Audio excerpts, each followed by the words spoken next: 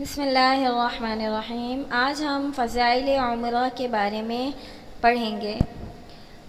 اللہ تعالیٰ کا ارشاد ہے وَأَتِمُّ الْحَجَّ وَالْعُمْرَةَ لِلَّهِ سورۃ البقرہ آیت نمبر 196، یعنی حج اور عمرے کو خالص اللہ تعالیٰ کے لیے پورا ادا کرو۔ نمبر 2، حدیث مبارکہ حضرت ابو ہریرہ رضی اللہ تعالی عنہ سے روایت ہے کہ رسول اللہ صلی اللہ علیہ وسلم نے فرمایا کہ ایک عمرہ دوسرے عمرے تک کے درمیانی حصے کے گناہوں کے لیے کفارہ ہے۔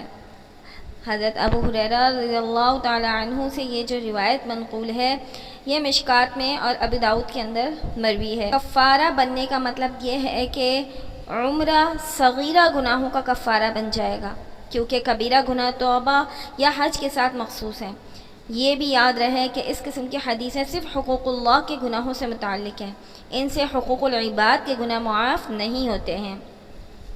نمبر 3، حضرت عبداللہ ابن مسعود رضی اللہ تعالی عنہ سے منقول ہے، یہ حدیث مرفوع ہے، حج و عمرہ دونوں تنگ دستی اور گناہوں کو ایسا دور کر دیتے ہیں جیسے بھٹی لوہے اور سونے اور چاندی کے میل کو دور کر دیتی ہے، اور حج مبرور کا ثواب تو جنت ہی ہے۔ ایک اور حدیث ہے، حضرت ابو ہریرہ رضی اللہ تعالی عنہ سے روایت ہے، انہوں نے فرمایا کہ نبی کریم صلی اللہ علیہ وسلم نے ارشاد فرمایا حج اور عمرہ کرنے والے اللہ تعالیٰ کے وفد یعنی مہمان ہیں، اگر وہ اللہ تعالیٰ سے کوئی دعا مانگے تو اللہ تعالیٰ ان کی دعا قبول فرماتا ہے، اگر وہ اس سے مغفرت چاہیں تو اللہ تعالیٰ ان کی مغفرت فرماتا ہے۔ ایک اور حدیث ہے، حضرت ابو ہریرہ رضی اللہ تعالیٰ عنہ سے مروی ہے کہ انہوں نے فرمایا نبی کریم صلی اللہ علیہ وسلم کو یہ فرماتے سنا اللہ کے مہمان 3 افراد ہیں، مجاہد، حج کرنے والا اور عمرہ کرنے والا۔ ایک اور روایت ہے جس میں نبی کریم صلی اللہ علیہ وسلم نے فرمایا افضل عمل حج مبرور یا عمرہ مبرور ہے، مبرور کا مطلب ہے مقبول۔ ایک اور حدیث ہے حضرت ابو ہریرہ رضی اللہ تعالیٰ عنہ سے، وہ فرماتے ہیں کہ نبی کریم صلی اللہ علیہ وسلم نے فرمایا جو شخص حج یا عمرہ یا جہاد کے لیے نکلے پھر وہ راستے میں مر جائے تو اللہ تعالیٰ اس کے لیے غازی اور حاجی اور معتمر کا اجر تحریر فرما دیتے ہیں۔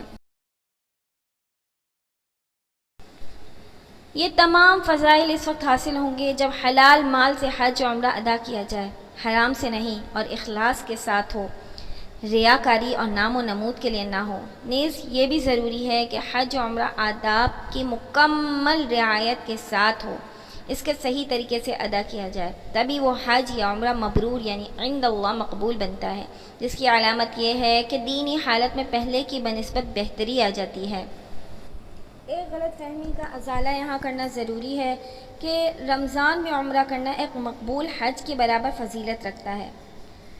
بالکل یہ بات بالکل درست ہے، لیکن اس کا یہ مطلب ہرگز نہیں کہ اس سے واقعی میں فرض حج ادا ہو جاتا ہے، بلکہ اس کی مثال ایسی ہے جیسے سورۃ الاخلاص 3 بار پڑھنے سے ایک قرآن کا ثواب ملتا ہے۔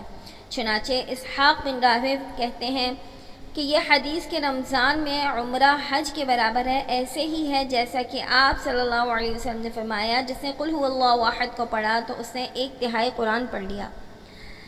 راوی کہتے ہیں کہ یہ بالکل ثابت ہے جیسے کہ امام احمد نے کہا، اور اس کا مطلب یہ ہے کہ اس کے لیے حج کا اجر لکھا جاتا ہے، لیکن وہ حاجی کے مقام و مرتبے کو کبھی نہیں پہنچ سکتا۔